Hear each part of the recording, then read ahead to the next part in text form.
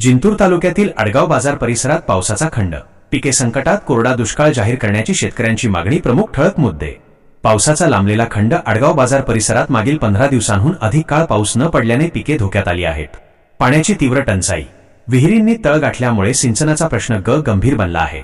शेतकऱ्यांची आर्तहाक. पुढील 2-3 दिवसांत पाऊस न पडल्यास पिके पूर्णपणे नष्ट होण्याची भीती निर्माण झाली आहे. विस्तृत वृत्त. जिंतूर परभणी. जिंतूर तालुक्यातील अडगाव बाजार व परिसरामध्ये पावसाने अचानक दीर्घखंड दिल्याने शेतकरी राजा मोठ्या संकटात सापडला आहे.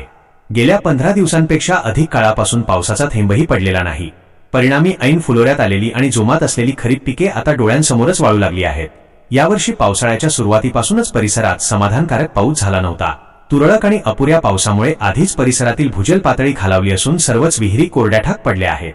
विहिरींनी तळ गाठल्यामुळे शेतकरी पिकांना जीवदान कसे द्यावे या चिंतेत आहेत. सततच्या कोरड्या वातावरणामुळे शेतकरी आता आभाळाकडे डोळे लावून बसले आहेत. जर येत्या 2-3 दिवसांत जोरदार पाऊस झाला नाही तर हातातोंडाशी आलेला घास हिरावून जाईल आणि पिके पूर्णपणे भुईसपाट होतील अशी भीती हतबल झालेले शेतकरी व्यक्त करत आहेत. या बिकट परिस्थितीची गांभीर्याने दखल घेऊन शासनाने तातडीने पिकांची पाहणी करून पंचनामे करावेत आणि अडगाव बाजार परिसरात तात्काळ कोरडा दुष्काळ जाहीर करावा अशी आक्रमक मागणी परिसरातील त्रस्त शेतकरी करू लागले आहेत. K1 न्यूज महाराष्ट्र परभणी प्रतिनिधी रामप्रसाद कंठाळे.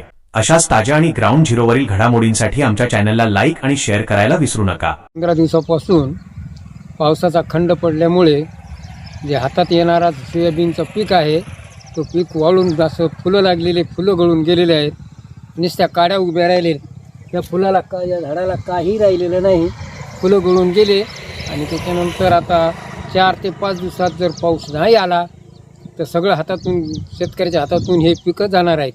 तरी शासनाला हीच विनंती आहे, लवकरात लवकर याचा पंचनामा करून तात्काळ काहीतरी भरो शेतकऱ्याला मदत देण्यात यावी ही आमची नम्र विनंती आहे.